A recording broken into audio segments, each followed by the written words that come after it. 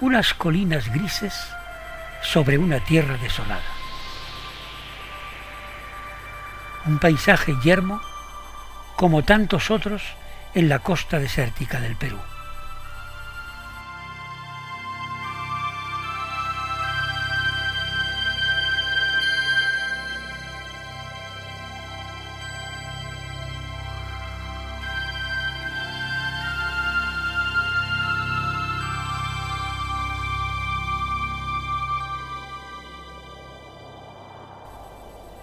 Hay que acercarse a las colinas para descubrir su secreto.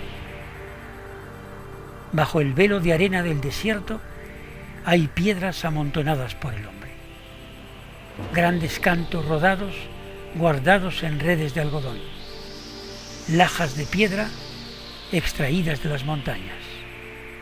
Losas grabadas de símbolos.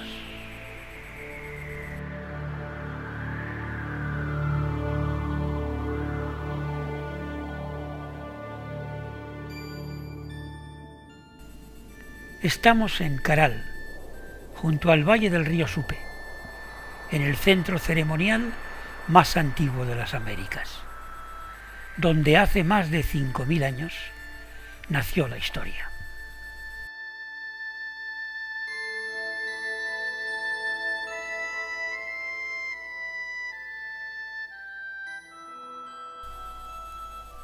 Mientras se elevaban las pirámides de Egipto, los zigurats de Mesopotamia o las ciudades del Indo, los hombres de Caral transformaban el desierto. Levantaban grandes pirámides y abrían inmensas plazas ceremoniales en honor de unos dioses desconocidos. Los primeros dioses sobre esta tierra inhóspita bendecida por la historia.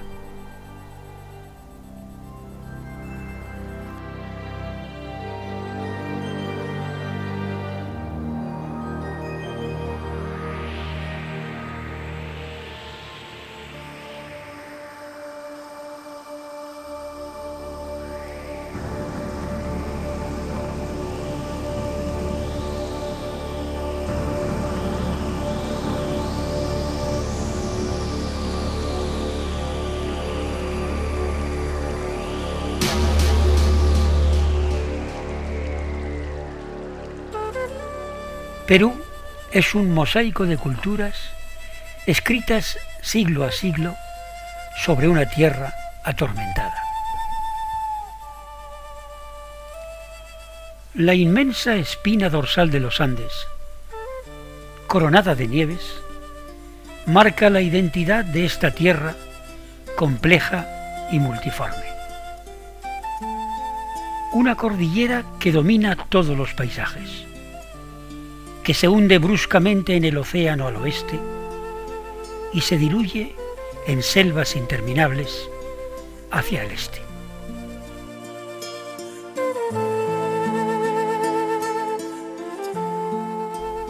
No llueve en la costa del Perú. Solo los valles de los ríos que fluyen de los Andes verdean junto al mar.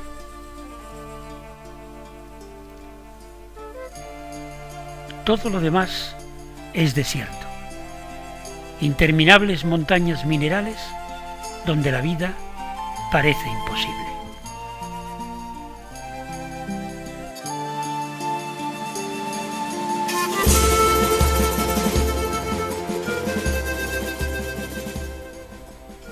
Las tierras fértiles serpentean por entre la cordillera.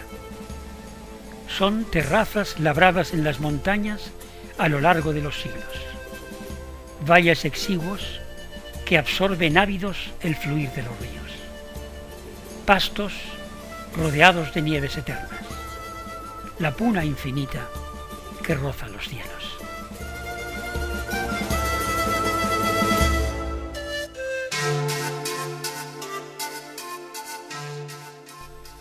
Y más allá de la cordillera, la selva, una enorme mancha verde e inhóspita que se difunde hacia la cuenca del Amazonas.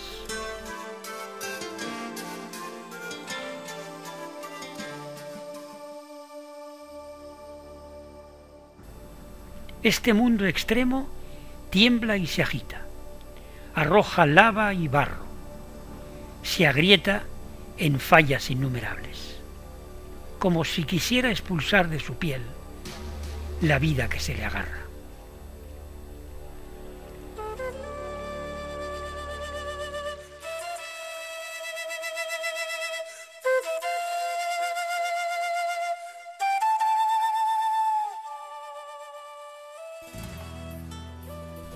Pero la vida ha perdurado. En los más insólitos rincones de esta tierra inmensa han nacido hermosas culturas, a veces apegadas a los límites estrechos de un solo valle, a veces desbordadas en imperios gigantescos.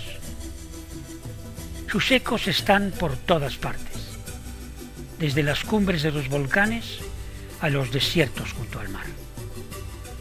Nacieron, se desarrollaron y murieron en ciclos vitales de siglos y dejaron en la tierra las asombrosas huellas de su paso.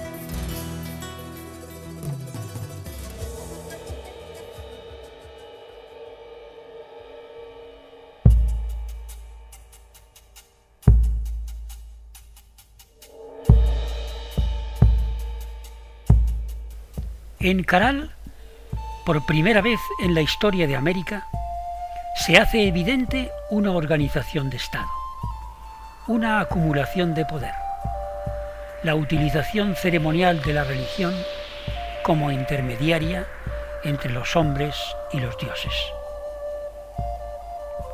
Las constantes que se repetirían en cada explosión cultural de América ya están aquí.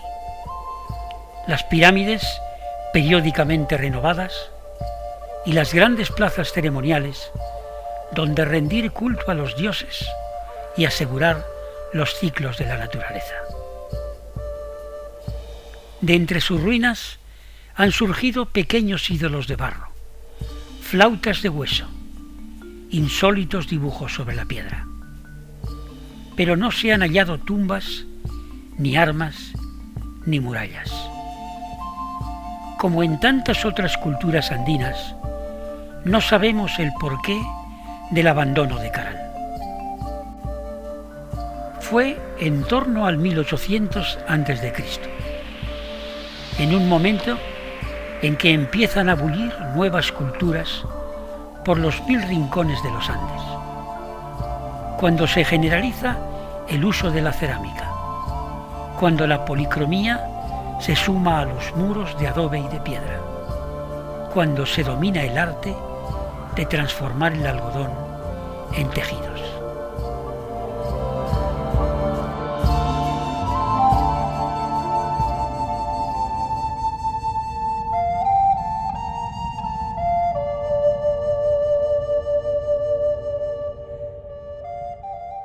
No lejos de Caral, en el valle del Casma, se levanta el centro ceremonial de Sechín.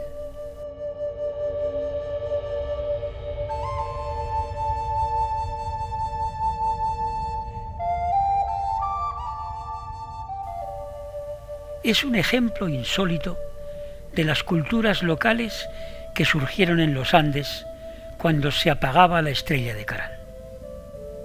Es un cuadrilátero de grandes piedras que rodean, a modo de muralla, un recinto sagrado. Las piedras están profusamente grabadas con escenas de guerra o de sacrificios. Los cuerpos desmembrados aparecen por todas partes en una inaudita orgía de sangre.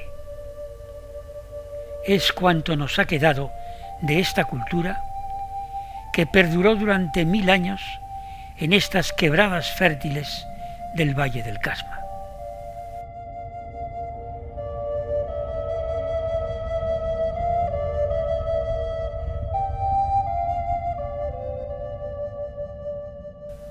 Un halo de misterio rodea Sechín, una desconcertante chispa de cultura, donde las preguntas de los arqueólogos permanecen sin respuesta.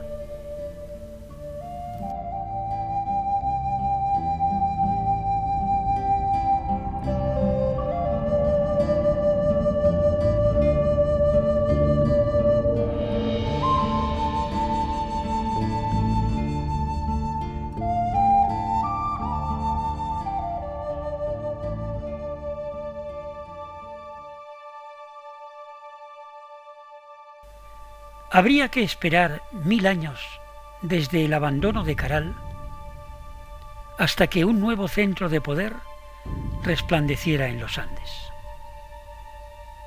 Fue lejos de la costa, más allá de las cumbres de la Cordillera Blanca, en un pequeño valle del altiplano que conocemos hoy como Chavín de Huántar.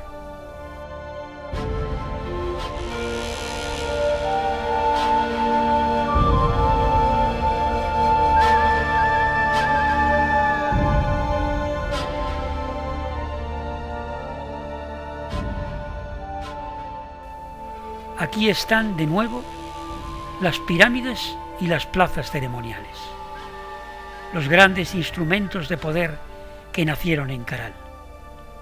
Pero hay también nuevos e inquietantes símbolos, extraños dibujos sobre la piedra que nos muestran a los dioses en una exaltación alucinada de sus atributos de poder.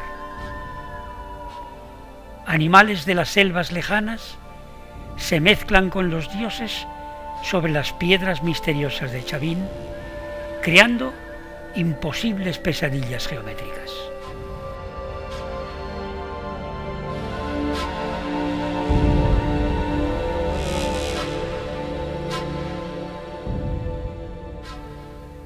Las pirámides están horadadas de túneles que se entrecruzan en laberintos incomprensibles, y una red de canales de agua serpentea bajo las plazas ceremoniales, llenando de rumores los espacios sagrados.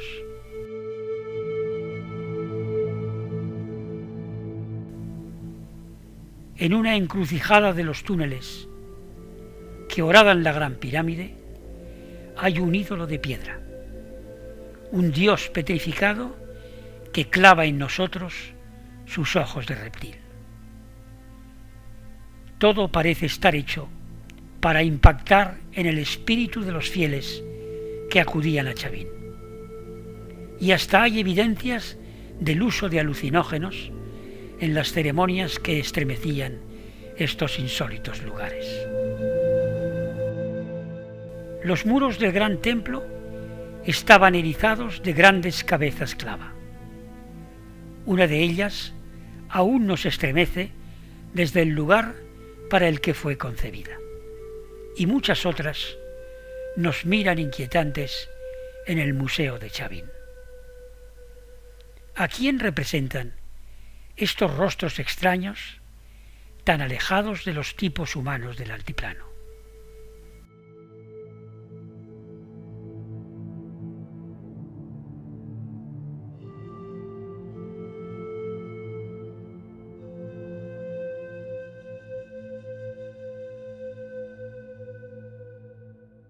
Durante más de 5 siglos, Chavín fue el faro cultural de un enorme territorio que se extendía por una gran parte del Perú actual. Pero hacia el año 300 a.C., no sabemos por qué, el gran templo fue abandonado.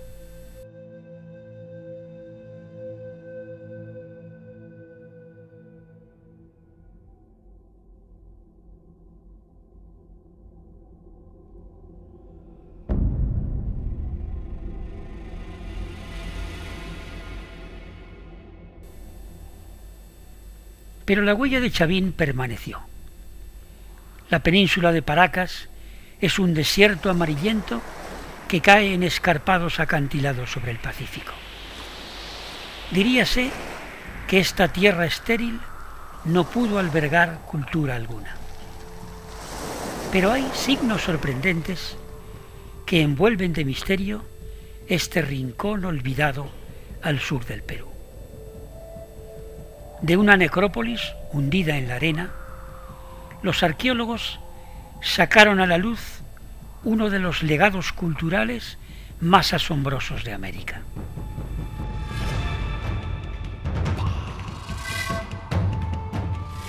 Los fardos funerarios contenían unos suntuosos mantos de una inigualable calidad que ocupan hoy los lugares de honor en los museos del mundo. Son grandes piezas de tejido de algodón, iluminadas con extrañas figuras de seres surgidos de una desbordante imaginación, la misma que se derramaba sobre el altiplano, que bajaba a la costa del Pacífico y se difuminaba por las selvas del Amazonas, la fecunda imaginación de Chavín.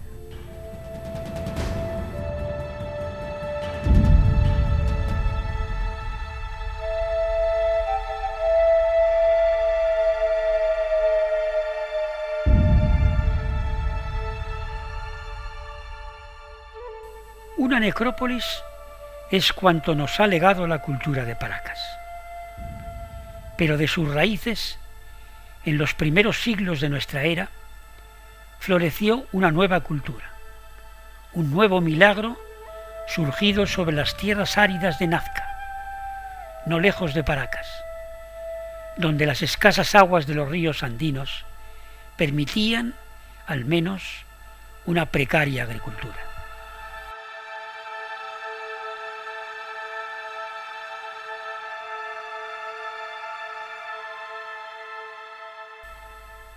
Los nazcas nos han transmitido un legado de belleza y de misterio.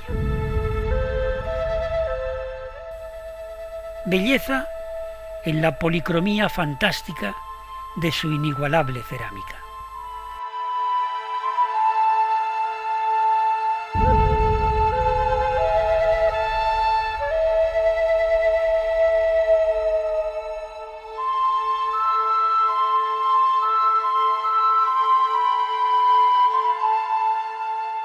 Y misterio en los dibujos gigantescos que iluminan la aridez de las pampas, en las 1000 líneas inexplicables trazadas con precisión en el desierto.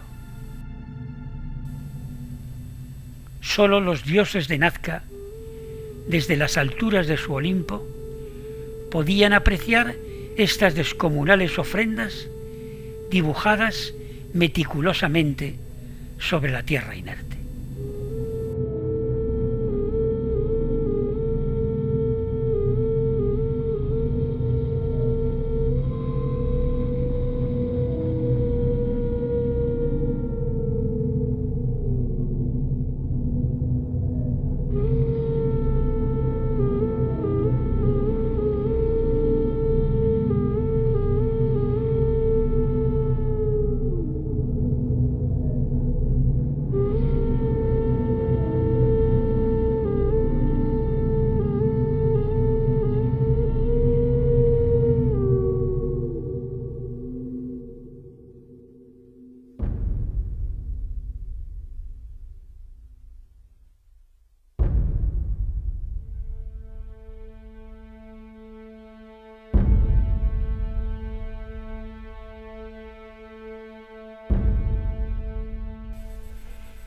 Corren aún bajo las tierras de Nazca los acueductos que conducen el agua a los cultivos. Son una asombrosa obra de ingeniería. Canales excavados a varios metros bajo el suelo, que desde las capas freáticas de los arroyos alimentan los campos exiguos que sustentaban su cultura.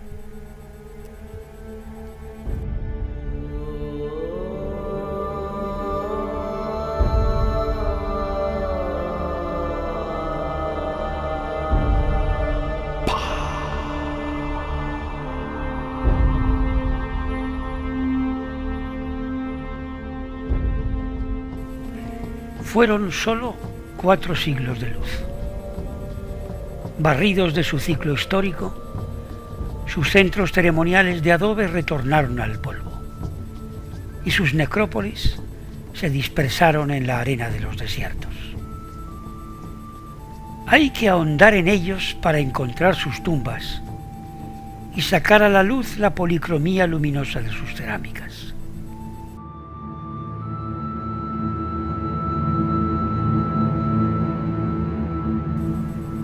Hay que recorrer su centro ceremonial en Cahuachi, donde las colinas de barro regresan a pirámides de adobe bajo el pincel de los arqueólogos.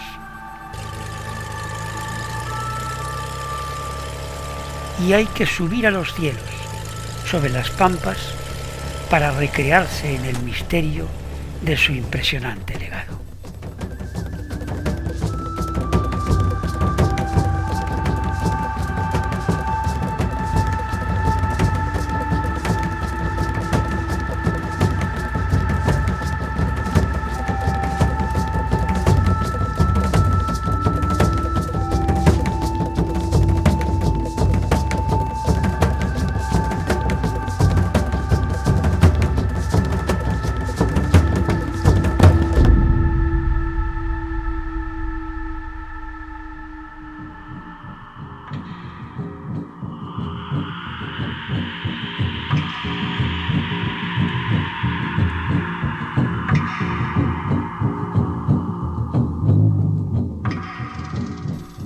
Mientras los nazcas luchaban por la supervivencia sobre su tierra inhóspita, lejos de allí, en los valles del río Moche al norte, se forjaba una nueva cultura enraizada también en el legado de Chaviro.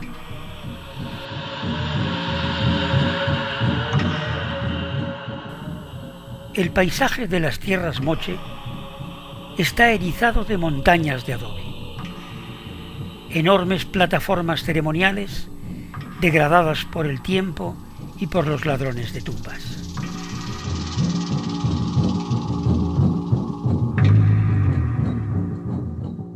Durante generaciones, los huaqueros han extraído de estas colinas grises los tesoros que adornan los museos del mundo. Cantidades ingentes de oro, incontables vasijas de cerámica de una extraordinaria factura, tejidos y armas, fardos funerarios henchidos de joyas innumerables. Algunas de estas pirámides empiezan a desvelar sus secretos. Bajo el barro de siglos están apareciendo máscaras extrañas, procesiones de cautivos y de guerreros, los símbolos obsesionantes de una cultura que saciaba a sus dioses con cruentos sacrificios. En la pirámide de la luna aún se puede respirar el aire viciado de la muerte.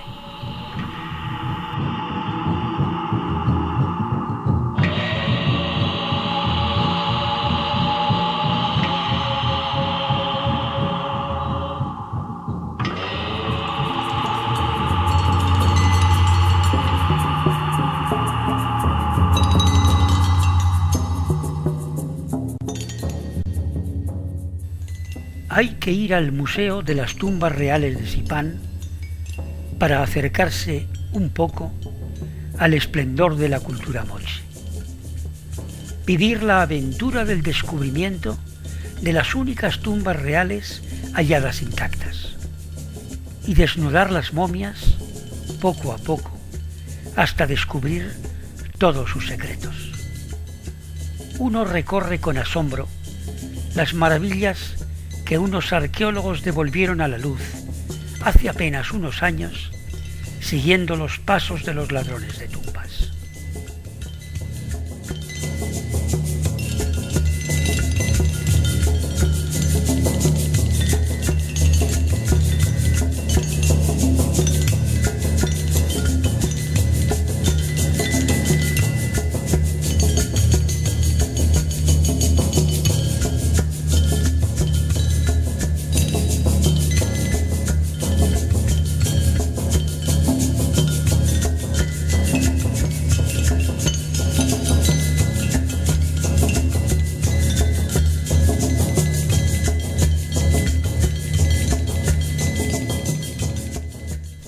Lo que pudo ser la cultura moche se nos desvela apenas entre el oro de Sipán, en los grandes relieves de la pirámide de la Luna, en la tumba de la Señora de Cao, en las incomparables vasijas donde los moche nos descubren todo su mundo de mitos y creencias, todos los avatares de su vida cotidiana, los verdaderos retratos de los hombres y mujeres que poblaron esta tierra asombrosa.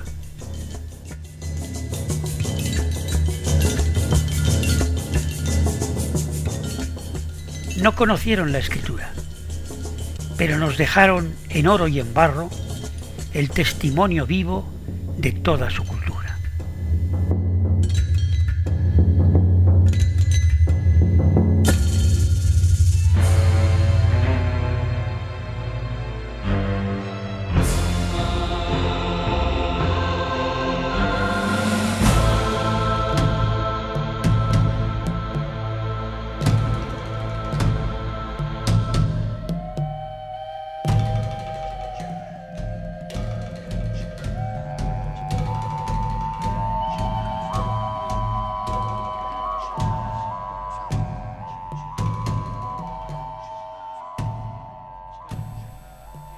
Mientras las culturas Nazca y Moche iniciaban su decadencia, en torno al siglo VI de nuestra era, un viejo asentamiento humano, no lejos del lago Titicaca, iniciaba una época gloriosa de expansión cultural que habría de durar varios siglos y que se extendería como una ola gigantesca desde el altiplano hasta el mar, impregnando de su estilo y de sus dioses a todo el archipiélago de culturas que bullían en los Andes.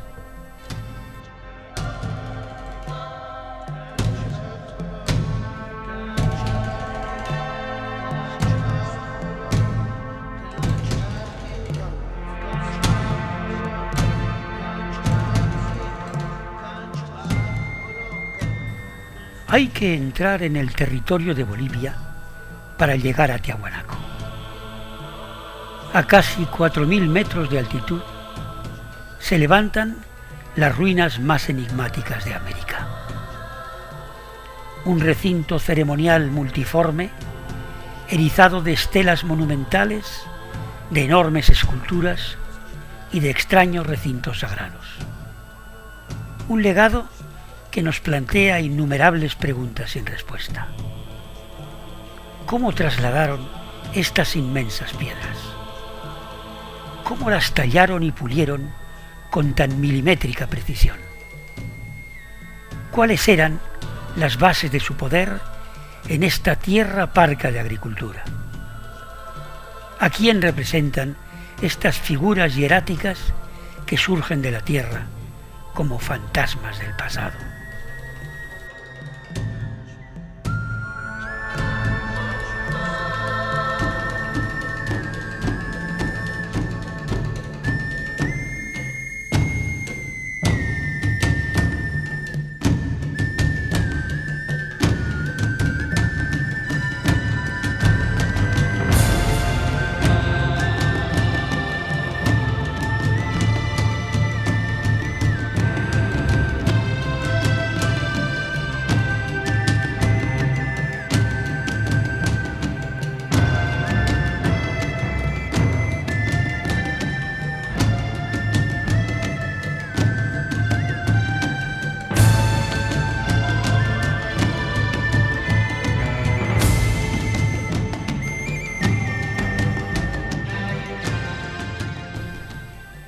El Dios que nos mira desde la Puerta del Sol nos recuerda al Dios de Chavín con sus fantásticos atributos.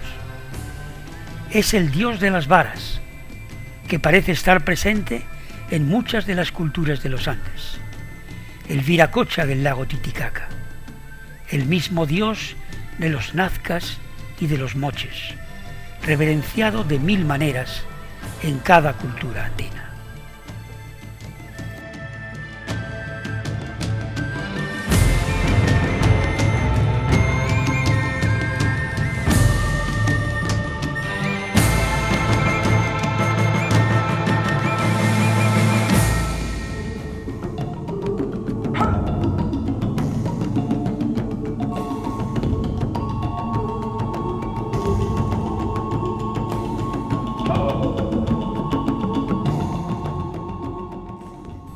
La cultura Wari, nacida en los valles remotos de Ayacucho, convivió con la de Tiahuanaco durante siglos.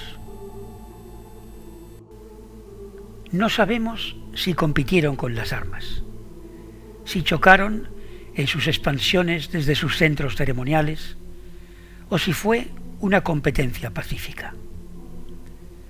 Sabemos que cuando Tiahuanaco fue abandonado, la cultura Wari sobrevivía aún en múltiples lugares de culto, enclavados en los valles de la costa.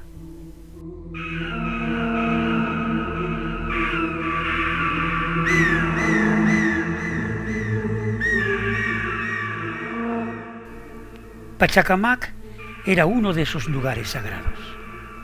Está muy cerca de Lima, erigido sobre las inmensas dunas ocre que lo invaden todo. Apenas ha sido excavado, pero las extensas ruinas prometen sorpresas a los arqueólogos. Durante muchos siglos, hasta la llegada de los conquistadores, Pachacamac mantuvo su papel de centro ceremonial, atrayendo a peregrinos de todos los rincones de los Andes.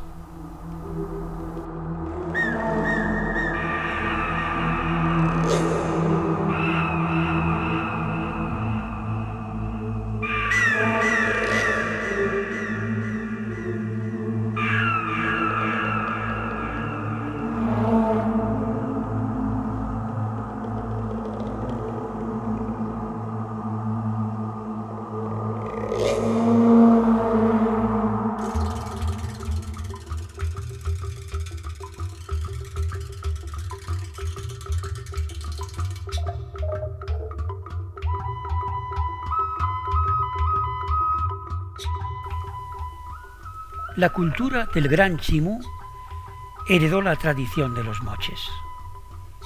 En los valles fértiles de Lambayeque, Trujillo y Chiclayo aparece en torno al siglo XIV una forma inédita de sociedad. La ciudad, concepto extraño a las culturas andinas, aparece por primera vez en Chan-Chan, una enorme ciudad de adobe y tapial que se extiende próxima al Pacífico, sobre más de 20 kilómetros cuadrados.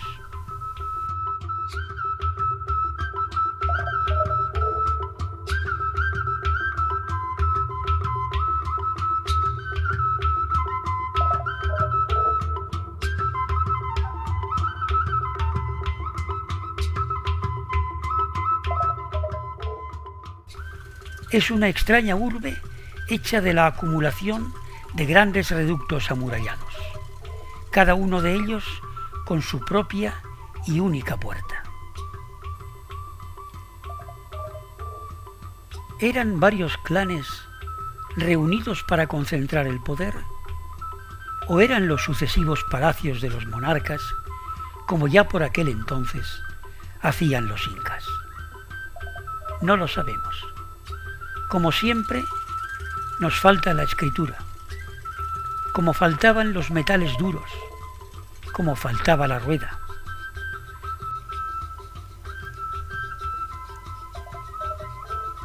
Uno se pregunta, en cada rincón de estos lugares elegidos por la historia, ¿cómo pudieron desarrollarse tales maravillas sin ninguno de esos elementos básicos que impulsaron a las grandes civilizaciones?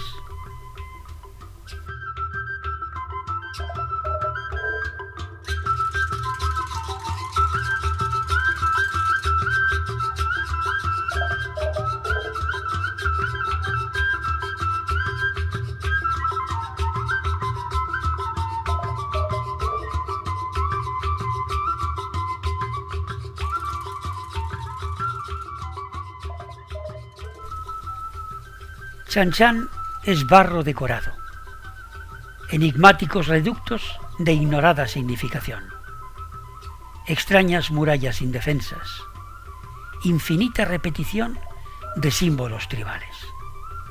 Y es también hermosa cerámica y asombrosa orfebrería, piezas singulares donde parecen acumularse las maravillas de la herencia de cuantas culturas la precedieron.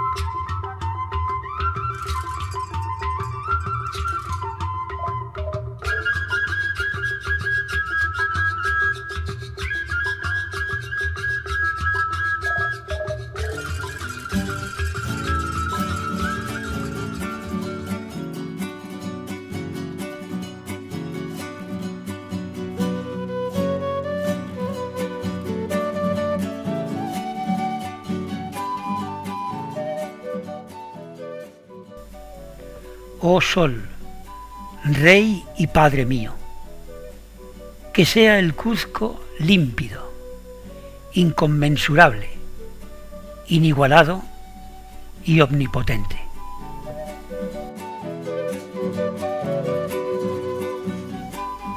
Según los cronistas españoles, esas fueron las palabras que Manco Cápac pronunció cuando su lanza dorada señaló el lugar donde habría de nacer el Cuzco.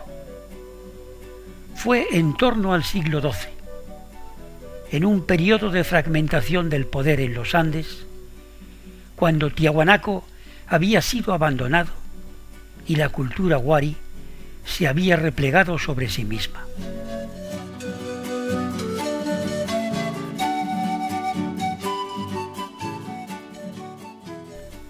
Desde su capital, en Cuzco, los incas darían un nuevo y poderoso impulso a la historia de los Andes.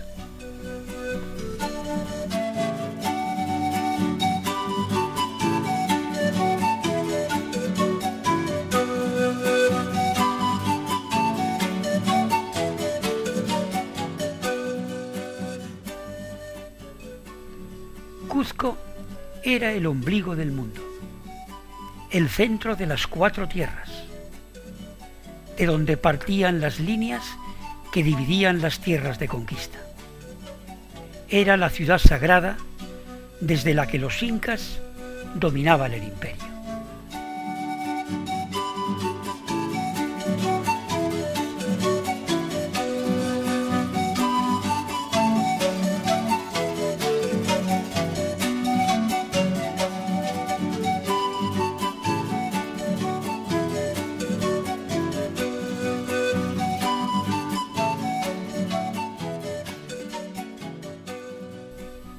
Es inca todavía hoy, con sus calles de piedras engarzadas, coronadas de torres y de monasterios, con sus piedras transformadas de palacios en iglesias. Es una ciudad tan mestiza como los hombres y las mujeres que la habitan. Una ciudad donde, como en ningún otro lugar, se han fundido en armonía 2 culturas contrapuestas.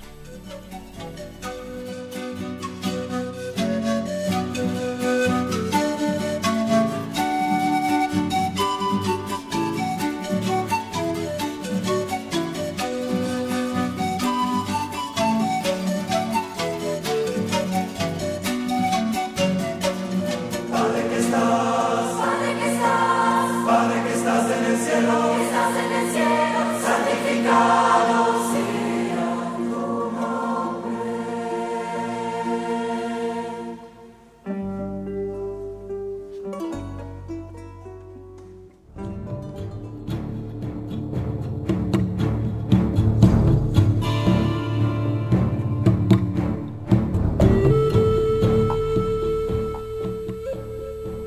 Fue una historia breve, cortada en su cenit por la espada y la cruz de los conquistadores.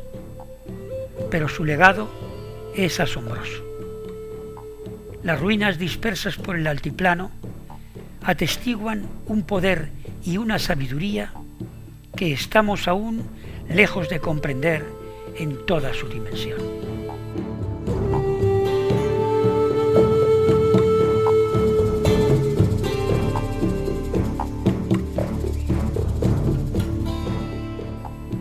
Nos enfrentamos, sobrecogidos, a las piedras colosales de Sacsayhuamán, a los muros perfectos de Pisac, a la grandeza de Ollantaytambo y a la belleza inolvidable de Machu Picchu. Y sentimos toda la magnitud de una cultura que hizo suyo todo este inmenso laberinto cultural, desde las selvas de Colombia hasta los páramos de Argentina. Lo hicieron en poco más de 2 siglos, con la fuerza de una inteligente organización social y de una compacta estructura política.